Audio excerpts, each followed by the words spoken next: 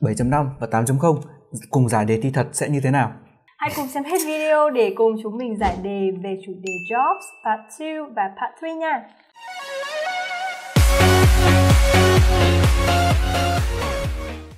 Describe an interesting job that you would like to do in the future. There's a profession that I've always dreamt of doing, that is acting. You know, when I was small, I was a huge fan of movies, and I spent an enormous amount of time on it. And you know, when I sit in front of the TV, I cannot take my eyes off it. And and there's one thing that I really admired the actors and actress on the movie, because I really liked the way they brought the story into life, and it was really entertaining.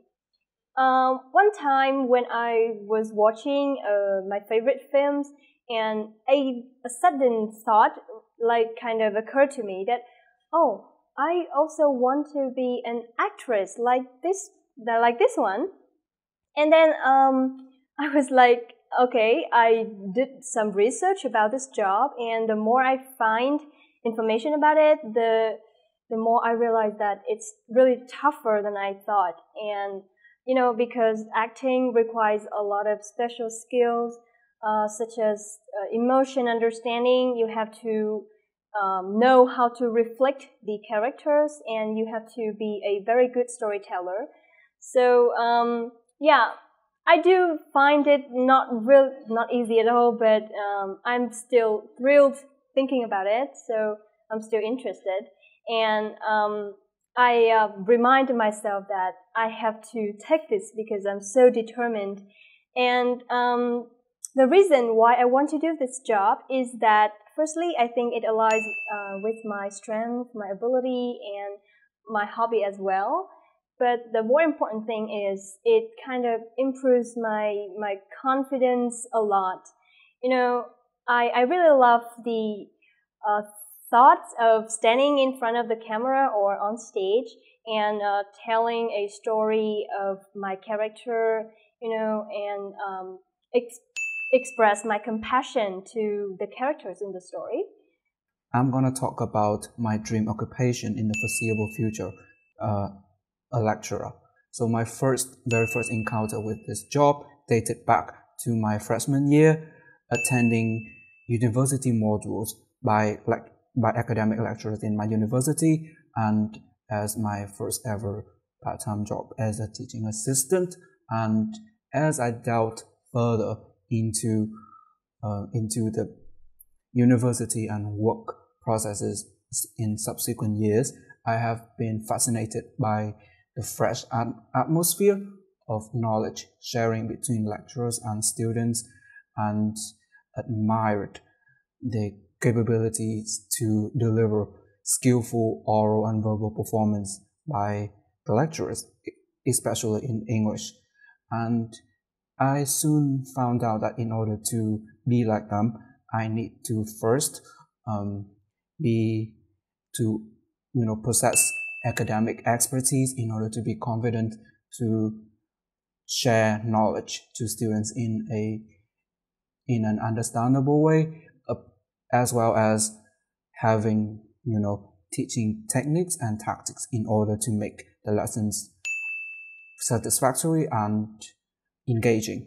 And finally, the reason that why I am motivated to pursue this new position is that I have always been enjoying the passion of knowledge sharing, both as a tutor that I have done in the past and as what I'm doing right now as a content creator. So this new position will definitely allow me to have more freedom and authority to exercise my authority further. How old are students suitable for future orientations? I think students are required to take vocational training from the very start of their high school years, because after these 3 years, they will be presented with the major choice in university, in which they will spend the next 4 years trying to grab every single detail of their dream career and occupation.